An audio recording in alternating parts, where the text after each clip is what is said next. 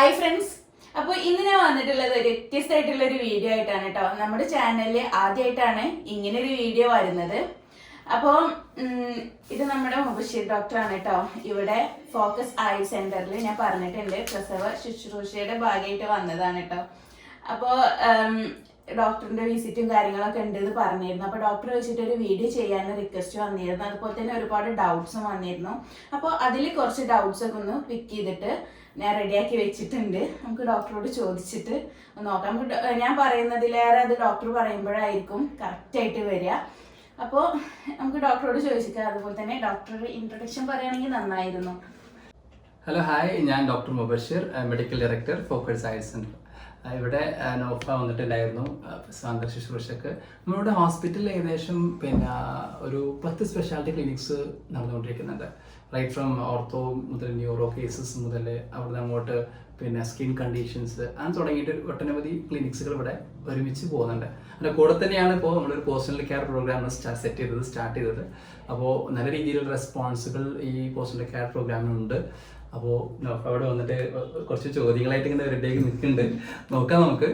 കുറേ മിസ്കൺസെപ്ഷൻസ് ഇതിലുണ്ട് എന്നുള്ളതാണ്. അപ്പോൾ അതൊന്ന് ക്ലിയർ ചെയ്യാന്നുള്ളതാണ് ഇന്നത്തെ ഇതിൻ്റെ ഉദ്ദേശം. ഏതായാലും നമ്മൾ ചോദ്യത്തിലേക്ക് പോവാം. ചോദിച്ചോളൂ. ഫസ്റ്റ് ക്വസ്റ്റ്യൻ എന്താ വെച്ചെങ്കിൽ, പൊതുവെ നമ്മുടെ നാടുകളിലൊക്കെ വീടുകളിലാണ് പ്രസവാനന്തര ചികിത്സ അല്ലെങ്കിൽ പ്രസവ ശുശ്രൂഷയൊക്കെ നടക്കുന്നത്. ഉമ്മമാര്, ഹോം നേഴ്സ് അങ്ങനെയൊക്കെ ആയിട്ട്. പക്ഷെ ഈ ഫോക്കസ് ടീം എന്തുകൊണ്ട് ഇങ്ങനെ ഒന്ന് മാറി ചിന്തിച്ചു? അത് എന്താണെന്ന് ചോദിച്ചാൽ, ഞാൻ ഏകദേശം എൻ്റെ പഠനം കഴിഞ്ഞ് BMS കോഴ്സ് കഴിഞ്ഞ് ഇങ്ങനെ വരുമ്പോൾ ഞങ്ങളുടെ വീട്ടിലൊക്കെ തന്നെ കുടുംബത്തിലൊക്കെ ഒരുപാട് കുടുംബിനികൾ ഇതേപോലെ പ്രസവം കഴിഞ്ഞിട്ട് എൻ്റെ ലിസ്റ്റ് തരുമായിരുന്നു എന്തൊക്കെയാണ് ഈ വാങ്ങിക്കേണ്ടതെന്നുള്ളത്. അപ്പോൾ ഞാൻ ഒരു ദിവസം നോക്കിയപ്പോൾ വലിയൊരു ലിസ്റ്റ്. ആ ലിസ്റ്റിൽ നിറയെ മരുന്നുകളുണ്ട്. ലാസ്റ്റ് എവിടെ നിന്നിട്ട് വെച്ചാൽ ധന്വന്തര കഷായം മുതൽ താഴെ 40 കുടിക്കാനുള്ള കട്ട വരെ ഉണ്ട് അതിൽ കൊടുത്തിട്ടുണ്ടായിരുന്നു. 42ഓളം ലിസ്റ്റുകൾ അതിലുണ്ട്. നെയ്മരുന്ന് മുതൽ ആൾക്കറിയാലോ.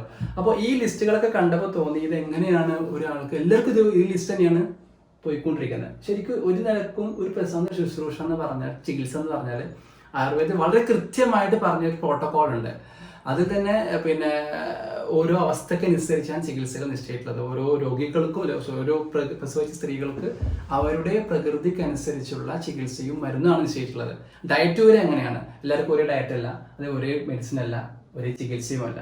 അപ്പോൾ അത് വളരെ കൃത്യമായിട്ട് പറഞ്ഞുകൊണ്ട് തന്നെ ആ ഒരു റിസർച്ച് ബേസ്ഡ് പ്രോട്ടോകോൾ കൊണ്ടുവരണം എന്നുള്ള ഉദ്ദേശം ഒരുപാട് കാലമായിട്ട് എനിക്ക് മനസ്സിലുണ്ടായിരുന്നു. അങ്ങനെയാണിത് നമുക്ക് എന്തുകൊണ്ട് ഫോക്കസ് തുടങ്ങിക്കൂടാന്ന പേരിൽ നമ്മൾ സ്റ്റാർട്ട് ചെയ്തു. അത് മാത്രമല്ല, എനിക്ക് വേറൊരു പേഷ്യൻറ്റിൻ്റെ ഒരു അഡ്വൈസാണ് എനിക്ക് കുറച്ച് കൂടുതലായിട്ട് ഇതിലേക്ക് വരാൻ കാരണം. ഒരു ബാക്ക് പെയിൻ കേസ് ഒന്നുണ്ടായിരുന്നു. പലപ്പോഴും ബാക്ക് പെയിൻ കേസിൽ പറയാറുള്ളത്, എനിക്ക് ഡോക്ടറെ എനിക്ക് രണ്ടാമത്തെ പ്രസവത്തിന് ശേഷം തുടങ്ങി ബാക്ക് പെയിൻ, പിന്നെ പോയിട്ട് തന്നെ ഇല്ല, മാറിയിട്ട് തന്നെ ഇല്ല. അപ്പോൾ ഇതെല്ലാം കേൾക്കുമ്പോൾ തോന്നുന്നു എന്തുകൊണ്ട്, ഇത് എന്താ കാരണം എന്ന് ചോദിച്ചാൽ പലപ്പോഴും പ്രസവാനന്തര ശുശ്രൂഷ വേണ്ട രീതിയിൽ നടക്കാത്തതുകൊണ്ടാണ്.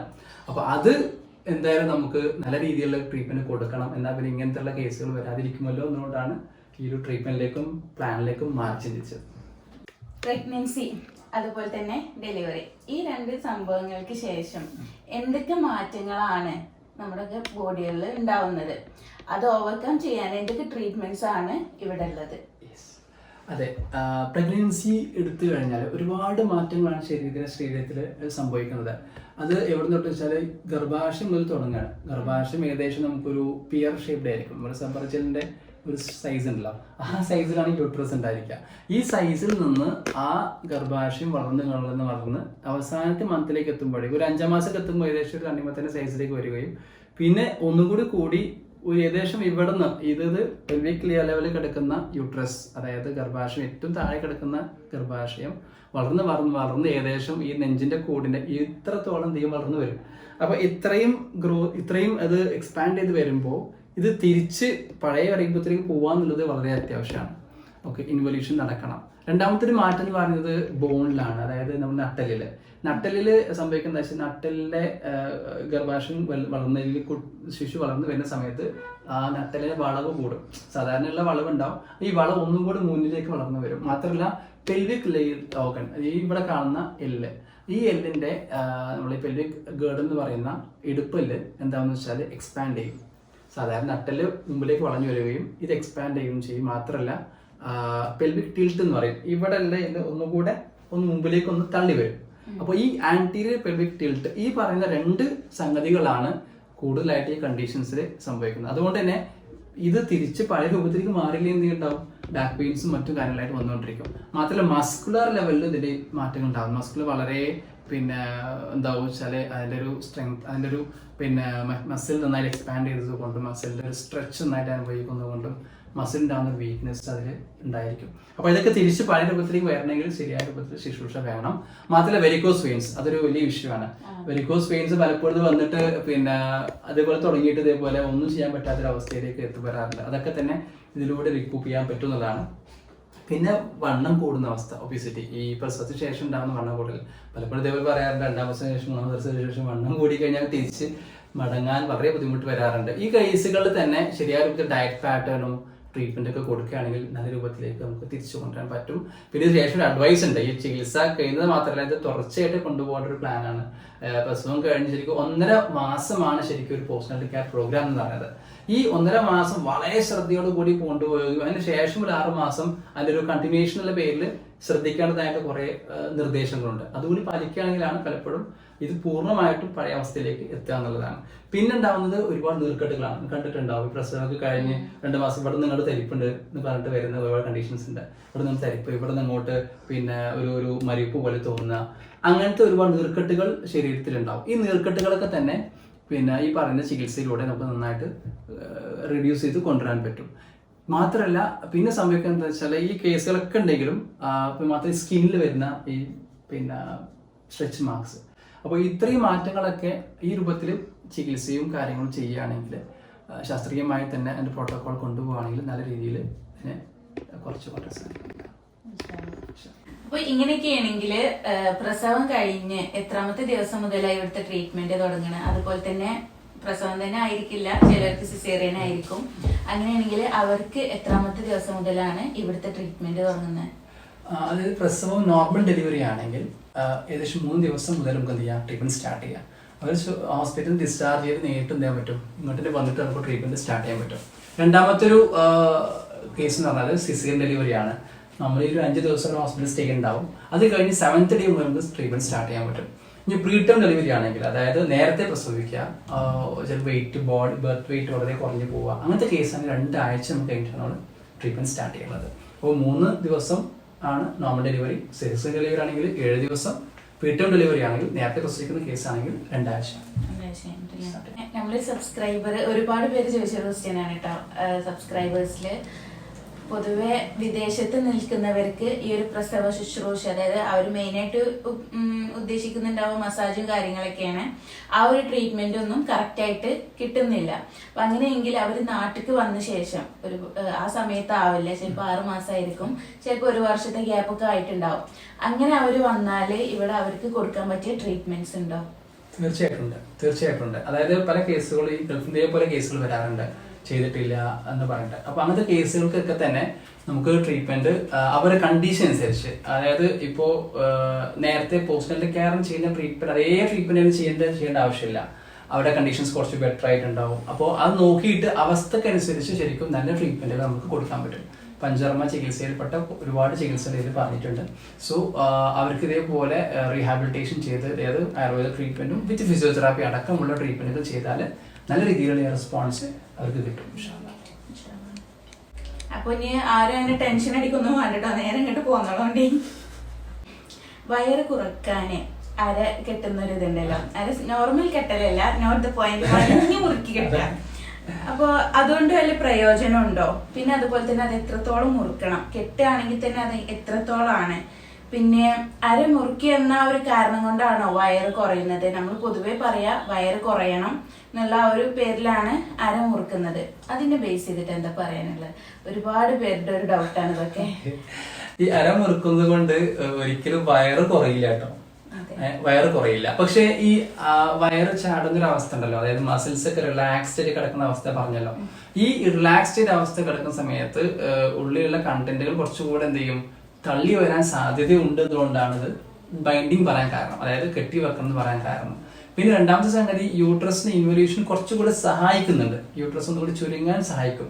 കാരണം ചെറിയ പ്രഷറൊക്കെ കൊടുക്കുമ്പോൾ യൂട്രസ് ഒന്നുകൂടി ഉൾവലിയാൻ സഹായിക്കുന്നതുകൊണ്ടാണ് ഈ ബൈൻഡിങ് പറയാൻ മറ്റൊരു കാരണം. പിന്നെ ബൈൻഡേഴ്സിന്റെ വേറൊരു പ്രശ്നം എന്താ വെച്ചാൽ ഈ പറഞ്ഞ മുറുക്കി കെട്ടുന്ന പ്രശ്നം. ഈ മുറുക്കി കെട്ടുന്നത് വളരെ ബുദ്ധിമുട്ടുകൾ ഉണ്ടാക്കുന്നുണ്ട്.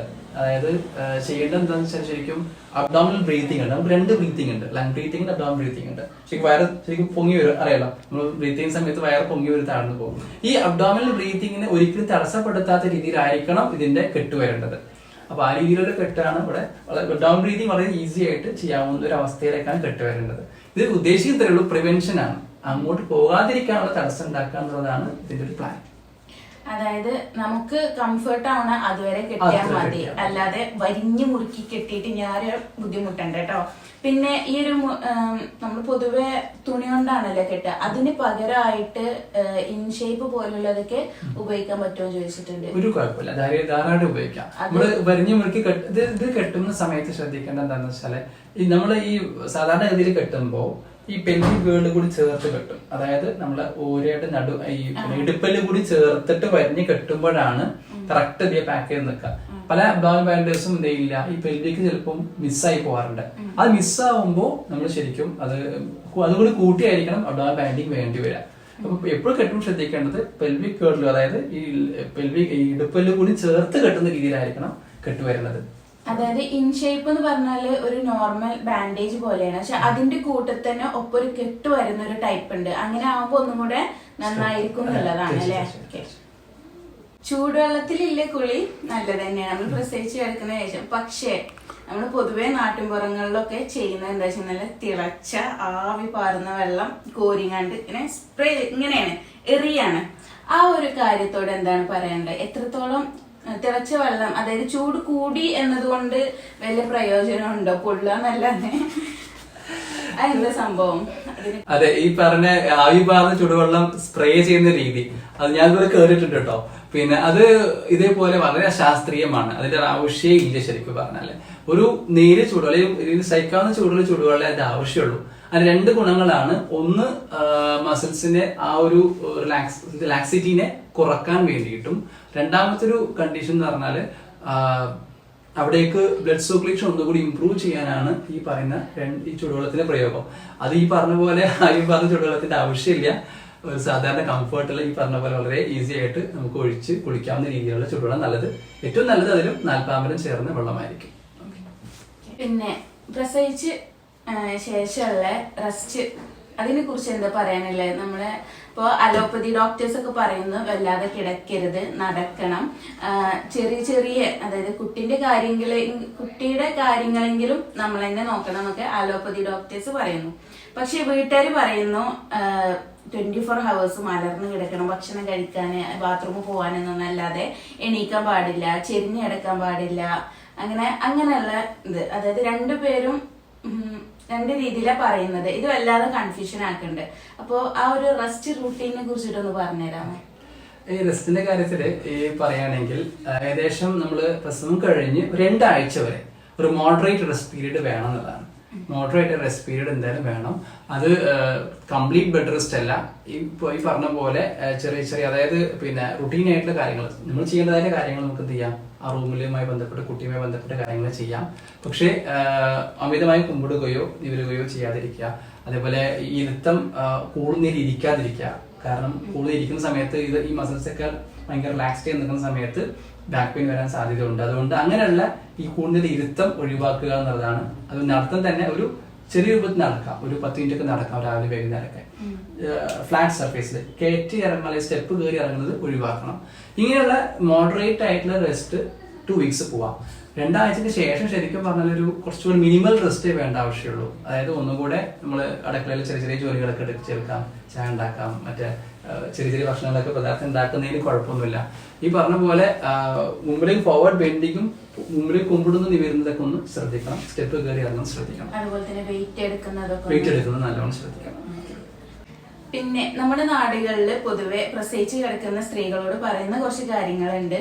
മുടി ചീകാൻ പാടില്ല, പിന്നെ സംസാരിക്കാൻ പാടില്ല, ചിരിക്കാൻ പാടില്ല, മറ്റുള്ള കുടുംബാംഗങ്ങളോടൊപ്പം ഇരുന്നിട്ട് ഭക്ഷണം കഴിക്കാൻ പാടില്ല, കണ്ണാടി നോക്കാൻ പാടില്ല എന്നുള്ളതൊക്കെ, ഇങ്ങനെയുള്ള വിശ്വാസങ്ങളോടൊക്കെ എന്താണ് പറയാനുള്ളത്? അത് തീർത്തും അന്ധവിശ്വാസമാണ്, എനിക്കത്രേ പറയാനുള്ളൂ. സത്യത്തിൽ ഏറ്റവും കൂടുതൽ കെയർ വേണ്ട ഒരു സമയമാണിത്. പ്രസവം കഴിഞ്ഞ് കിടക്കുന്ന ഒരു അവസ്ഥ എന്നാണ് ശരിക്കും പറഞ്ഞാൽ ഒരു വല്ലാത്തൊരു മാനസിക പിരിമുറക്കത്തോട് കിടക്കുന്ന സമയമാണ്. അപ്പൊ എല്ലാവരും അവരുമായിട്ട് ഇടപഴകുകയും സംസാരിക്കുകയും അവരുമായിട്ട് സന്തോഷം പങ്കുവെക്കേണ്ട സമയമാണ്. കൂടെ നിന്ന് ഭക്ഷണം കഴിക്കണം, അവരെ നമ്മൾ ഒരാളായിട്ട് തന്നെ കൊണ്ടുപോകണം. മാറ്റി നിർത്തിക്കൊണ്ട് ചെയ്യുന്നത് ശരിക്കും അവർക്ക് മാനസികമായിട്ട് ഭയങ്കരമായിട്ട് ആങ്സൈറ്റിയും ഡിപ്രഷൻ ഉണ്ടാക്കും. ഈ ആങ്സൈറ്റി ഡിപ്രഷനുള്ള പ്രശ്നം എന്താണെന്ന് വെച്ചാൽ ഈ മിൽക്ക് സെക്രീഷൻ കുറയും, ലാക്ടേഷൻ, അതായത് പിന്നെ പാലിന്റെ ഉത്പാദനം വരെ കുറയ്ക്കുന്ന സംഗതിയാണ് ആങ്സൈറ്റി. അല്ലെങ്കിൽ ഈ ഒരു ഒറ്റപ്പെടുത്തുന്ന ഒരു അവസ്ഥയിൽ നിന്ന് വളരെ ബുദ്ധിമുട്ടുകൾ സാധാരണ സ്ത്രീകൾ സംഭവിക്കാറുണ്ടത് പ്രത്യേകം ശ്രദ്ധിക്കേണ്ടതുണ്ട്. പിന്നെ ഇത് എല്ലാ നാട്ടിലും ഉണ്ടോന്ന് അറിയില്ല, നമ്മുടെയൊക്കെ നാടുകളിൽ പൊതുവെ കാണുന്ന ഒരു കാര്യമാണ് തലയില് ഒരു കമന്റ് വന്ന എന്താ വെച്ചെങ്കിൽ 1 ലിറ്റർ വെളിച്ചെണ്ണ എന്റെ തലയിൽ ഇടുന്നാണ്. അപ്പൊ അങ്ങനെ അത്രത്തോളൊക്കെ എണ്ണ ഇട്ട് ചെയ്യേണ്ട ആവശ്യമുണ്ടോ? അതുപോലെ തന്നെ ഈ എണ്ണ ഇടുന്ന കാര്യങ്ങളോട് പൊതുവെ പറയാറുള്ളത് പാലുണ്ടാവാനെന്നുള്ളതാ. ഈ തലയിൽ എണ്ണ ഇട്ടാല് പാലുണ്ടാവോ? അതെ, അത് ശരിക്കും ശാസ്ത്രീയമായിട്ട് വിശദീകരിക്കുന്ന ഭാഗമാണത്. ഈ തലയില് എന്തുകൊണ്ട് തലയിൽ എണ്ണ ഇടുന്നു, തല എണ്ണ ഇടുന്നതാണ് ആയുർവേദം നിർദ്ദേശിച്ചിട്ടുള്ളത്. തലയിൽ എണ്ണയുള്ള കാരണം എന്ന് ചോദിച്ചാൽ നമ്മൾ മിൽക്ക് സെക്രീഷന്റെ ഒരു കാര്യത്തിൽ ഒന്ന് പഠിക്കണം.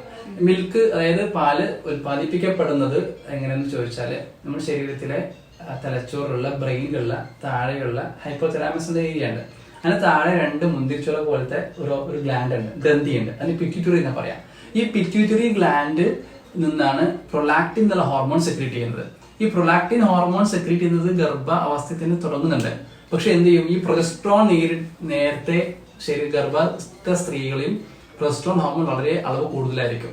ആ സമയത്ത് ഈ പ്രൊലാക്റ്റിന്റെ ആക്ഷൻ എന്ത് ചെയ്യില്ല, ഈ പിന്നെ പാൽ സെക്രീറ്റ് ചെയ്യാനുള്ള ആക്ഷൻ നടക്കില്ല, അത് ബ്ലോക്ക് ചെയ്യുന്നുണ്ടാവും. എന്നിട്ട് എപ്പോഴാണ് പ്രസവം നടക്കുന്നതോട് ഒരു പ്രൊജസ്ട്രോൺ റിലീസ് വരും, പ്രൊജസ്ട്രോണിന്റെ പിടുത്തം വിടും, പ്രൊജസ്ട്രോൺ സ്വാഭാവികമായിട്ട് കുറയുമ്പോൾ പ്രൊലാക്റ്റിൻ ഒന്നുകൂടെ ശക്തമായി പ്രവർത്തിക്കാൻ തുടങ്ങും. ആ പ്രൊലാക്റ്റിൻ വരുന്നത് കൊണ്ടാണ് ഈ മിൽക്ക് സെക്രീഷൻ സ്റ്റാർട്ട് ചെയ്യുന്നത്. അതായത് എവിടുന്നാ വരുന്നത്, പിറ്റ്യൂട്ടറിയിൽ നിന്നാണ്. രണ്ടാമത്തത് അത് പിന്നെ മിൽക്ക് പ്രൊഡക്ഷൻ മാത്രമല്ല, ഉത്പാദിപ്പിച്ചാൽ മാത്രമല്ല, അത് പുറത്തേക്ക് വരണമല്ലോ. അത് വരുന്നത് എങ്ങനെയാണ്, ഇപ്പോൾ കുട്ടി മുല കുടിക്കുന്ന സമയത്ത് ആ ഏരിയയിൽ ആ ഭാഗത്ത് ഇങ്ങനെ സ്റ്റിമുലേഷൻ നടക്കുന്നു. അത് കുട്ടി കുടിക്കുന്ന സമയത്ത് തന്നെ ആ സക്കിംഗ് റിഫ്ലെക്സിലൂടെ അവിടുന്ന് വരുന്ന ഞരമ്പുകൾ നേരെ തലച്ചോറിലേക്ക് പോയിട്ട് അവിടുന്ന് ഓക്സിറ്റോസിൻ എന്നുള്ള ഹോർമോൺ സെക്രീറ്റ് ചെയ്യും. അത് ആ സെക്രീറ്റ് ചെയ്തിട്ടാണ് ഇവിടെ എന്ത് ചെയ്യുന്നു, ആൽവിയോളർ റിലീസ് വന്നിട്ട് പാല് പുറത്തേക്ക് വരുന്നത്. സോ ഞാൻ ഈ പറഞ്ഞ പ്രൊലാക്റ്റിൻ ഹോർമോൺ മിൽക്ക് ഉൽപാദനത്തിനും പാല് പുറത്തേക്ക് വരാൻ വേണ്ടി ഓക്സിറ്റോസിൻ എന്നുള്ള ഹോർമോൺ 2 വരുന്ന എവിടെ വെച്ചാൽ തലച്ചോറിനാണ്, അതായത് പിറ്റ്യൂട്ടറി ഗ്ലാൻഡ് എന്നാണ്. സോ ഇത് 2 മെസ്സേജ് പാസ് ചെയ്തത് ആ ഗ്ലാൻഡ് ആയതുകൊണ്ട് തന്നെ അവിടേക്ക് വെക്കുന്ന ഒരു എണ്ണ സ്റ്റിമുലേഷൻ കൊടുക്കുന്നുണ്ട് എന്നുള്ളതാണ് ഇത് മനസ്സിലാക്കേണ്ടത്. അപ്പോ അത് എല്ലാവർക്കും ഒരേ തൈലല്ല, അതാ വിഷയം. എല്ലാവർക്കും ഒരേ എണ്ണ, ഈ എള്ളെണ്ണ അല്ലെങ്കിൽ വെളിച്ചെണ്ണ കൊണ്ടുപോയി പൊത്തലല്ല അതിന്റെ സംഗതി. ശരിക്കും ഓരോരുത്തർക്കും അവരുടേതായ തൈലങ്ങൾ നമ്മൾ എണ്ണകൾ നിശ്ചയിക്കണം. അത് ഡോക്ടറിനെ എന്ത് ചെയ്യുന്നത്, അവരുടെ അവസ്ഥക്കനുസരിച്ച് നിശ്ചയിച്ച് കൊടുക്കേണ്ടത്. ഇപ്പൊ വണ്ണം കൂടിയ സ്ത്രീകൾ ഉണ്ടാവും, അവർക്ക് ശരിക്കും നമ്മൾ ഏറെണ്ടെങ്കിൽ നിശ്ചയിക്കാറുണ്ട്. വളരെ സ്റ്റൗട്ടായിട്ടുള്ള സ്ത്രീകളൊക്കെ ഉണ്ടെങ്കിൽ ഏറെണ്ടെങ്കിൽ വെച്ചാൽ ശരിക്കും ആവണക്കണ്ണ എടുക്കുന്നത് ഇവിടെ വെച്ച് കഴിഞ്ഞാൽ പലപ്പോഴും അവർക്ക് മിൽക്ക് പ്രൊഡക്ഷൻ ഉണ്ടാവാറുണ്ട്. ചില കേസ് ആവണക്കണ്ണ അല്ല നല്ലത്, വേറെ എണ്ണയായിരിക്കും. അത് ഏത് എണ്ണയാണ് ആർക്കാണെന്നുള്ളത് ശരിക്കും നിശ്ചയിക്കുന്നത് ഡോക്ടറാണ്. നിശ്ചയിക്കുന്ന പ്രകാരം ചെയ്താൽ നല്ല രീതിയിലുള്ള മിൽക്ക് പ്രൊഡക്ഷൻ ഉണ്ടായിരിക്കും. അതിന് ഒരുപാട് ആവശ്യമേ ഇല്ല. ഈ മൂർധാവല ശരിക്കും ആക്ഷൻ വരുന്നത് ഈ മൂർധാവലാണ്. നമ്മൾ ഈ പറയുന്ന പുരികത്തിന്റെ 4 പേരിൽ വെക്കുന്നു, അവരവരെ പേരില കേട്ടോ, അവനവന്റെ പേരിൽ നെറ്റിയിൽ വെക്കുന്നു. 4 8 പേരിൽ വെച്ച് കഴിഞ്ഞ് വല്ല പോയിന്റ് മൂർധാവ്. അതെല്ലാവർക്കും ഒരുപോലെ തന്നെയാണ്. കുട്ടിയുടെ മൂർധാവ് കുട്ടിയുടെ പേരിൽ വെച്ചിട്ട് ചെയ്യണം. അതുപോലെ 4 8 പേരിൽ വെച്ചിട്ട് കിട്ടുന്ന ഒരു പോയിന്റ് മൂർധാവ്. ഈ മൂർധാവ് ഒന്ന് അമർത്തി നോക്കിയേ, ചെറിയൊരു വേദന ഉണ്ടാവും. ചെറുതായിട്ട് നോക്കൂ, 4 പേരിൽ വെച്ചു. അത് കഴിഞ്ഞിട്ട് വരുന്ന പോയിന്റ് അമർത്തി വെക്കുക, ശരിക്കും അമർത്തി വെക്കുക, ചെറിയൊരു വേദന. അതാണ് മൂർധാവ്. ആ മൂർധാവിൽ വെച്ചാൽ മതി എണ്ണ, എല്ലാം കൂടി വരത്തേക്കേണ്ട ആവശ്യമില്ല. ആ മൂർധാവിൽ കുറച്ച് എണ്ണ അവിടെ അങ്ങനെ കുതിർന്ന് നിൽക്കണം എന്ന് മാത്രമേ ഉള്ളൂ. ഇത് നമുക്ക് പ്രഗ്നൻസി ടൈമിൽ തന്നെ തുടങ്ങാം, ചെയ്യാവുന്നതാണ്. അപ്പൊ അടുത്ത ക്വസ്റ്റ്യന് കുറച്ച് പ്രശ്നമുള്ള ഒരു ക്വസ്റ്റ്യൻ ആണ് കേട്ടോ. അതുപോലെ തന്നെ എല്ലാവർക്കും ഇതേ അഭിപ്രായം ഉണ്ടോന്ന് അറിയില്ല. നമ്മുടെ നാടുകളിലായിരിക്കാം ഒരുപക്ഷെ ഒരു സ്ത്രീക്ക് ഏറ്റവും കൂടുതൽ പ്രസവാനന്തര ശുശ്രൂഷയായിട്ടും അതുപോലെ തന്നെ ഒരുവിധ എല്ലാ ട്രീറ്റ്മെന്റുകൾ, ചികിത്സകളും കാര്യങ്ങളൊക്കെ നമ്മുടെ നാട്ടിലെ സ്ത്രീകൾക്ക് ഒരുപാട് കിട്ടുന്നുണ്ടാവും. പക്ഷേ ഇപ്പൊ വിദേശത്ത് നമ്മളൊക്കെ കമ്പയർ ചെയ്യുകയാണെങ്കിൽ അത്രത്തോളം അവർക്കില്ല. അപ്പൊ അവര് ചിലപ്പോൾ പ്രസവിച്ച് കിടക്കാറില്ല, റെസ്റ്റ് എടുക്കാറില്ല, അങ്ങനെയൊക്കെ ഒരുപാടുണ്ട്. പക്ഷെ നമ്മുടെ നാടുകളിലെ സ്ത്രീകൾക്കാണ് ഏറ്റവും കൂടുതൽ പ്രായം തോന്നിക്കുക. കമ്പാരിറ്റീവ്ലി ചിലപ്പോ എനിക്കറിയില്ല, അങ്ങനെ തോന്നിയിട്ടുണ്ട്. പെട്ടെന്ന് നമ്മുടെ നാടുകളിൽ പറയുകയാണെങ്കിൽ വയസ്സത്തിയാളാവുക നമ്മുടെ നാടുകളിലെ സ്ത്രീകളാണ്. അതുപോലെ തന്നെ പുരുഷന്മാരെയും ഒരു കണക്കിൽ അങ്ങനെ തന്നെയാണ്. അപ്പൊ ഇതിന്റെയൊക്കെ റീസൺ എന്താവും? വളരെ പ്രസക്തമായ ഒരു ചോദ്യം ചോദിച്ചു കേട്ടോ. ഇപ്പത്തെ ഈ കാലഘട്ടത്തിന് ചോദ്യമാണ്, എന്തുകൊണ്ട് പ്രായം കൂടുന്നു? അത് എന്താന്ന് ചോദിച്ചാല് 3-4 ഫാക്ടേഴ്സ് ഇതിന് പറയാനുണ്ട്. പ്രത്യേകിച്ച് നാട്ടിലെ സാഹചര്യം, നാട്ടിലെ കുടുംബ സാഹചര്യം എന്ന് പറഞ്ഞാൽ ഒരു സ്ത്രീക്ക് അങ്ങേയറ്റം സ്ട്രെസ് ഉണ്ടാക്കുന്ന സമയമാണ്. നല്ലതാണ്, മാനസിക സമ്മർദ്ദം ഉണ്ടാവും. കാരണം ഒരു സ്ത്രീ സ്വാഭാവികമായിട്ടും ഭർത്താവിന്റെ വീട്ടിലേക്ക് പോകുന്നു, ആ വീട്ടിലെ പ്രശ്നങ്ങൾ, കുട്ടി ഉണ്ടാവുന്നു, കുട്ടിയിൽ എന്തെങ്കിലും വൈകല്യങ്ങളോ പ്രശ്നങ്ങളില്ല, അതിനും കിട്ടുക ഈ സ്ത്രീക്കാണ്. പിന്നെ ഭർത്താവിന്റെ ഭാഗത്ത് എന്തെങ്കിലും ശ്രദ്ധക്കുറവ് പോരാണ്ട് അപ്പോഴും പ്രയാസം ഉണ്ടാവുക സ്ത്രീക്കാണ്. അതേപോലെ അവളെ വീട്ടിൽ എന്തെങ്കിലും ബുദ്ധിമുട്ടുണ്ടെങ്കിലും പ്രയാസം, എനിക്ക് നോക്കാൻ കഴിയില്ലല്ലോ എന്ന് ആലോചിച്ചിട്ടുള്ള പ്രശ്നം വരാൻ. അങ്ങനെ പിന്നെ അയൽവാസികൾ, പുതിയൊരു മരുമോളെ വീട്ടിലേക്ക് വന്നത് സ്വാഭാവിക അയൽവാസികളൊക്കെ ചോദിക്കും അവിടെ എന്തെങ്കിലും ഒരു അങ്ങോട്ടും ഇങ്ങോട്ടും കാര്യം പറയും, ഉള്ള മരുമകളും തമ്മിലുള്ള കമ്പാരിസൺസ്, ഇങ്ങനൊക്കെ പറഞ്ഞിട്ട് ഞാനൊരു സ്ത്രീനെ കുറിച്ച് പറയാനുണ്ട്. ഇതേപോലെ എന്റെ അടുത്ത് വന്ന രോഗി ഉണ്ടായിരുന്നു. ആ സ്ത്രീ എപ്പോഴും പറയുന്നത് എന്താ വെച്ചാല്, ഡോക്ടറെ എനിക്കുള്ള പ്രശ്നം രാവിലെ 6 മണിക്ക് നീറ്റാ തലവേദന തുടങ്ങും. അപ്പൊ ഇതിന്റെ പ്രശ്നം തലവേദന ആണ് പ്രശ്നമെങ്കിലും 7 മണിയാകുമ്പോഴേക്കും എനിക്ക് താഴേക്ക് ഇറങ്ങി വരാൻ കഴിയുള്ളൂ, അടുക്കളയ്ക്ക് വരാൻ കഴിയുള്ളൂ. പക്ഷെ എന്റെ പ്രശ്നം എന്താ വെച്ചാൽ തലവേദന എന്റെ പ്രശ്നം മരുമക്കളാണ്. അവിടെ കൂടുതലുള്ള മുത്തശ്ശി ഇളച്ചികളും അമ്മയമ്മയാണ്. കാരണം എന്താ വെച്ചാൽ അവരെല്ലാരും 4 മരുമക്കളുണ്ട് അവിടെ വീട്ടില്. അപ്പൊ എനിക്ക് ഇങ്ങനെ തലവേദന വരുന്നതുകൊണ്ട് 7 മണിക്ക് ഇറങ്ങാൻ കഴിയുള്ളൂ. കുറച്ചൊക്കെ ഇറങ്ങി പിന്നെ രാവിലെ മുഴുവൻ എനിക്ക് കഴിയില്ല. അപ്പോ അത് എനിക്കിന്റെ പ്രശ്നം അമ്മയമ്മ കാണുന്നുണ്ട്, നേരത്തെ ഇറങ്ങിക്കൊള്ളണം. ആ ടെൻഷനുകൊണ്ട് ആണ് ഏറ്റവും വലിയ പ്രശ്നം. അല്ലാതെ തലവേദന എനിക്ക് സഹിക്കാവുന്നേ ഉള്ളൂ ഡോക്ടറെ. അതായത് ഇതാണ് പ്രശ്നം. ഈ സ്ട്രെസ് രാവിലെ മുതൽ തുടങ്ങി രാത്രി വരെ ഭർത്താവ് വരുന്നവരെ പ്രശ്നം തന്നെയാണ്. ഭർത്താവ് നല്ലതാണെങ്കിൽ കുഴപ്പമില്ലോട്ടെ, അല്ലെങ്കിൽ അത് കടങ്ങറിയാണ്. ഈ പറഞ്ഞ പ്രശ്നങ്ങളൊക്കെ സ്ട്രെസ് ആർക്കാ വരുന്നത്? ഈ സ്ത്രീക്കാണ്. ഇതാണ് സത്യത്തിൽ നമ്മൾ സ്ട്രെസ്സിനെ കുറിച്ച് പറയുമ്പോൾ ഒരുപാട് പറയാനുണ്ട്. കോമൺ കോൾഡ് മുതൽ ക്യാൻസർ വരെ സ്ട്രെസ് കൊണ്ട് വരാം. അതായത് ജലദോഷം മുതൽ ക്യാൻസർ വരെ എന്ത് ചെയ്യാം, ഈ പറഞ്ഞ അവസ്ഥയിൽ വരാം. സ്ട്രെസ് തന്നെയാണ് പ്രായം കൂടാനും മുടി നിരക്കാനും ഇത് വരാനും പ്രധാനപ്പെട്ട കാരണം. രണ്ടാമത്തെ കണ്ടീഷൻ ഫുഡാണ്. അത് ഇപ്പൊ നാട്ടിലെ ഫുഡ് എന്ന് പറഞ്ഞാല് നമ്മൾ ഈ ചോറ് എന്നുള്ള സംവിധാനം ഉണ്ടല്ലോ, അത് മാറ്റാൻ എപ്പോഴും ആയിട്ടുണ്ട് കേട്ടോ. അതായത് ചോറ് കഴിക്കാതെ ഉച്ചക്ക് ചോറ്, രാത്രി ചോറ്, ഈ ചോറ് കഴിച്ചിട്ട് ശരിക്കും പറഞ്ഞാൽ ശരീരം മൊത്തത്തിൽ ഇങ്ങനെ ഒരു ഫ്ലാബി ആയിട്ട് പോകുന്ന ഒരു അവസ്ഥ ഉണ്ട്. അത് ഒന്ന് നിയന്ത്രിക്കേണ്ട സമയമായിട്ടുണ്ട് എന്നുള്ളതാണ്. രണ്ടാമത്തെ പോർഷൻ എന്ന് പറഞ്ഞാൽ ഈ എക്സസൈസ് ആണ്. പുറനാടുകളിലൊക്കെ എക്സസൈസിന് വളരെ പ്രാധാന്യം കൊടുക്കുന്നത്. രാവിലെ ഏറ്റവും വാക്കിംഗ് എക്സസൈസും പാറ്റേൺസും ഇതൊന്നും നമ്മുടെ നാട്ടില് പറഞ്ഞാല് എന്തെങ്കിലും അസുഖം വന്ന് ഡോക്ടർ നിർദ്ദേശിച്ചാൽ പോകുന്നല്ലാതെ സ്ഥിരമായിട്ട് റുട്ടീനായിട്ട് ഒരു എക്സസൈസ് പാറ്റേൺ നമ്മുടെ നാട്ടിൽ ഉണ്ടാവാറില്ല. ഇത്രയൊക്കെ തന്നെയാണ് കാരണം ഞാൻ മനസ്സിലാക്കുന്നത്. അടുത്ത ക്വസ്റ്റ്യൻ എന്താന്ന് വെച്ചെങ്കിൽ മൈഗ്രെയിനെ കുറിച്ചിട്ടാണ്. മൈഗ്രെയിനിന്റെ ട്രീറ്റ്മെന്റ്സ് എന്തൊക്കെയാണ്? അതുപോലെ തന്നെ അത് പൂർണ്ണമായിട്ട് മാറോ അതോ അതിനൊരു കൺട്രോളിൽ വരുത്താനേ കഴിയുള്ളൂ? അങ്ങനെ എന്തൊക്കെയാണ് അതിനെ കുറിച്ചിട്ട് അഭിപ്രായങ്ങൾ? ഓക്കെ, ഈ മൈഗ്രെയിൻ എന്ന് പറഞ്ഞാൽ ഒരു വലിയൊരു ബ്രോഡ് സ്പെക്ട്രം ഡിസീസ് ആണ്. അതായത് പിന്നെ ഒരുപാട് ടൈപ്സ് ഉണ്ട്, വകഭേദങ്ങൾ ഈ മൈഗ്രെയിനുണ്ട്. ഭയങ്കര ഒറ്റ അസുഖമല്ല, ഒരുപാട് പിന്നെ വെറൈറ്റീസ് ഓഫ് മൈഗ്രെയിൻസ് ഉണ്ട്. അപ്പോൾ ഇത് ഏത് വെറൈറ്റിയിൽ ഏത് ടൈപ്പിൽപ്പെട്ട മൈഗ്രെയിൻ ആണെന്നുള്ളത് അറിയേണ്ടതുണ്ട്. ഏത് ടൈപ്പിൽപ്പെട്ട മൈഗ്രെയിൻ ആണെന്നുള്ളത് അതിനനുസരിച്ചാണ് നമ്മൾ ചികിത്സ പ്ലാൻ ചെയ്യാറുള്ളത്. ചില കേസുകളിൽ ഡയറ്റ് റെസ്ട്രിക്ഷൻസും മെഡിസിൻ കൊണ്ട് എന്ത് ചെയ്യും മാറിപ്പോകാറുണ്ട്. ചില കേസുകൾ നമ്മൾ കുറച്ച് ഇൻവേസീവ് ആയിട്ടുള്ള അപ്രോച്ചസ്, അതായത് ഹിജാമ പോലുള്ള കപ്പിംഗ് തെറാപ്പി പോലുള്ള ട്രീറ്റ്മെന്റുകൾ ആവശ്യം വരാറുണ്ട്. ചില കേസുകൾ ശരിക്കും പിന്നെ മൊത്തത്തിൽ കംപ്ലീറ്റ്ലി മോഡിഫിക്കേ, ഡയറ്റിൽ മാത്രമല്ല അവർ ചെറിയൊരു റുട്ടീൻ മോഡിഫിക്കേഷൻസ്. ഉറക്കക്കുറവ് ഭയങ്കര പ്രശ്നമാണ്. ഞാനിപ്പോ റീസെന്റ് കണ്ടത് എന്താന്ന് വെച്ചാല് ഉറക്കിനെ കുറിച്ച് പറയേണ്ടതുണ്ട് ഇവിടെ. എന്താ വെച്ചാൽ രാത്രിത്തെ ഉറക്ക്, അതും പലപ്പോഴും ആളുകൾ ഉറങ്ങുന്നത് എന്താ വെച്ചാൽ ലൈറ്റ് ഇട്ടിട്ട് അല്ലെങ്കിൽ 0 വോൾട്ട് ഇട്ടിട്ട് ഉറങ്ങും. അത് ഭയങ്കര പ്രശ്നം ഉണ്ടാക്കാറുണ്ട്. പലപ്പോഴും ഈ സെറട്ടോണിൻ എന്നുള്ള ഹോർമോൺ സെക്രീറ്റ് ചെയ്യണം. അതായത് ബ്രെയിനിലുള്ള ഒരു ഹോർമോൺ, സെറട്ടോണിൻ ഹോർമോൺ. ഇത് സെക്രീറ്റ് ചെയ്യുന്നത് എപ്പോഴാണെന്ന് ചോദിച്ചാൽ രാത്രി കൂരിട്ട് ഉറങ്ങുമ്പോഴാണ്. അത് ഒരു ലൈറ്റ് വന്നിട്ടുണ്ടെങ്കിൽ ആ ഹോർമോൺ സെക്രീറ്റ് ചെയ്യില്ല. ഈ ഹോർമോണിന്റെ പ്രത്യേകത ഒരു കില്ലർ ഹോർമോണാണ്. അതായത് ശരീരത്തിലെ മുഴുവൻ നെർവ്സിനെയും തളർത്തി ഒന്ന് റിലാക്സ് ചെയ്ത് മനസ്സിനും ശരീരത്തിനും മൊത്തത്തിൽ റിലാക്സേഷൻ കൊടുക്കുന്ന ഹോർമോൺ സെറോട്ടോണിൻ ഹോർമോൺ. ഇത് സെക്രീറ്റ് ചെയ്യാതെ പോകും. എങ്ങനെ? ഒരു ചെറിയ ലൈറ്റ് അവിടെ ഉണ്ടെങ്കിൽ തന്നെ സെക്രീറ്റ് ചെയ്യാതെ പോകും. അത് മാത്രമല്ല, ഇപ്പൊ റീസെന്റ് സ്റ്റഡി നടത്തി പറഞ്ഞതെന്ന് വെച്ചാൽ ഈ ലൈറ്റ് ഇട്ട് കഴിഞ്ഞാൽ ബ്രസ്റ്റ് ക്യാൻസർ വരാൻ സാധ്യതയുള്ളതാണ്. സ്തനത്തിന് ഈ ക്യാൻസർ വരാൻ കാരണം ഉണ്ട്. അതുകൊണ്ട് തന്നെ ബ്രസ്റ്റ് ക്യാൻസർ വരാൻ സാധ്യതയുള്ള സ്ത്രീകൾക്ക് വേണ്ടി പറയുന്നത് നല്ല ബ്ലാക്ക് ഗ്ലാസ് ഇട്ട് കിടന്ന് ഉറങ്ങണമെന്നാണ്. ഇപ്പൊ പുതിയ റിസർച്ച് പറയുന്നത് അങ്ങനെയാണ്. അതുകൊണ്ട് തന്നെ മനസ്സിലാക്കാനുള്ളത് രാത്രി ഉറക്ക് വളരെ കൃത്യമായി പാലിക്കുക. മാത്രമല്ല രാത്രി ഉറക്കിന് വേറെ വിഷയമുണ്ട്. എപ്പോഴെങ്കിലും കിടന്നിട്ട് കാര്യമില്ല. എല്ലാവരും കിടന്നുറങ്ങുന്നത് 11 മണി 12 ശേഷം കിടന്നുറങ്ങി രാവിലെ 5 മണിക്ക് നീറ്റ് പിന്നെ പോവാണ്. ഇത് ഏറ്റവും ഉറങ്ങേണ്ട സമയം എന്ന് പറഞ്ഞാൽ രാത്രി 10 മണിക്ക് മുന്നിൽ കിടന്നുറങ്ങണം. അത് എത്രയും നേരത്തെ കിടക്കുന്നു അത്രയും ഗുണമുണ്ടെന്നുള്ളതാണ്. ഏർലി ഹവേഴ്സ് ഓഫ് സ്ലീപ്പിന് ശരിക്കും ഡബിൾ ദ എഫക്റ്റ് ആണ്. അതായത് 9 മണിക്ക് 10 മണിക്ക് കിടന്ന് 1 മണിക്ക് പിന്നെ ആ 3 മണിക്കൂർ എന്ന് പറഞ്ഞാൽ ശരിക്കും ഡബിൾ എഫക്റ്റ് കിട്ടുന്നതാണ്. അതേസമയം 12:00ക്കും 1 മണിക്ക് കിടന്ന് ഉറങ്ങുന്ന ആളുകളുടെ ഉറക്കം എന്ന് പറഞ്ഞാൽ ക്വാളിറ്റി ഓഫ് സ്ലീപ്പ് വളരെ കുറയുന്നതാണ് വിഷയം. അതുകൊണ്ട് നേരത്തെ കിടന്നുറങ്ങുക.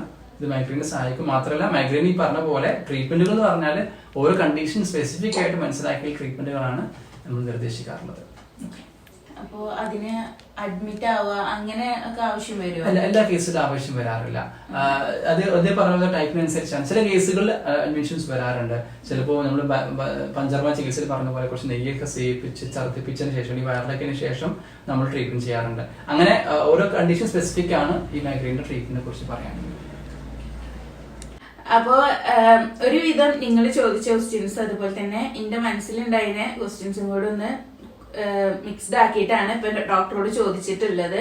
അപ്പോ എല്ലാതും ക്ലിയർ ആയി എന്ന് വിചാരിക്കണം. അതുപോലെ തന്നെ നിങ്ങൾ ചോദിച്ച ഡൗട്ട്സിനുള്ള ആൻസറും റെഡി ആയിട്ടുണ്ട് എന്ന് വിചാരിക്കണേ. ഇനിയും ഇതിൽ ഉൾപ്പെടാത്തതോ അതുപോലെ തന്നെ നിങ്ങൾക്ക് എന്തെങ്കിലും കൂടുതൽ അറിയണമെന്നുണ്ടെങ്കിൽ നിങ്ങൾ കമന്റ് ചെയ്തോളൂ. അപ്പൊ നമുക്ക് എന്തെങ്കിലുമൊക്കെ ഒരു വഴി ഉണ്ടാവും. ഒന്നിലെ റിപ്ലൈ തരും. അല്ല കൂടുതൽ കമന്റ്സ് കിട്ടിയെന്നുണ്ടെങ്കിൽ ജസ്റ്റ് പറ്റുകയാണെങ്കിൽ ഒരു വീഡിയോ ഇൻഷാല്ലാ ചെയ്യാം. അപ്പോ ഇതൊക്കെയാണ് ഇന്നത്തെ വീഡിയോ. അപ്പോ ഇനി കൂടുതൽ ഈ ഹോസ്പിറ്റലിനെ കുറിച്ചിട്ടും അതുപോലെ തന്നെ നമ്മുടെ ഈ ഒരു ഫോക്കസ് ഐ സെന്റർ എന്നുള്ള ഈ ഒരു ഹോസ്പിറ്റലിന് ഒരു യൂട്യൂബ് ചാനലുണ്ട്. ഡോക്ടർ തന്നെയാണ് അതിൽ ഹാൻഡിൽ ചെയ്യുന്നത്. അപ്പോൾ ഡോക്ടർ ഈ ഒരു പ്രസവാനന്തര ചികിത്സയുടെ കാര്യങ്ങളൊക്കെ ആയിട്ട് വീഡിയോ ചെയ്തിട്ടുണ്ട്. അപ്പൊ എന്തെങ്കിലും കൂടുതൽ അറിയണമെന്നുണ്ടെങ്കിൽ നിങ്ങൾക്ക് ഹോസ്പിറ്റലിനെ കുറിച്ചിട്ട് അതുപോലെ തന്നെ ഇതിനെ കുറിച്ചിട്ട് അറിയണമെന്നുണ്ടെങ്കിൽ നിങ്ങൾ തീർച്ചയായിട്ടും ആ ഒരു ചാനൽ വിസിറ്റ് ചെയ്യുക. ലിങ്ക് ഞാൻ താഴെ ഡിസ്ക്രിപ്ഷൻ ബോക്സിൽ കൊടുക്കാം കേട്ടോ. അപ്പോൾ ഇതുവരെ കണ്ട് അതുപോലെ തന്നെ കമന്റ് ചെയ്ത എല്ലാവരോടും ഒരുപാട് താങ്ക്സ്. അപ്പൊ നമുക്ക് അതിന്റെ പി അല്ലേ? ശരി, താങ്ക് യു, ബൈ ബൈ.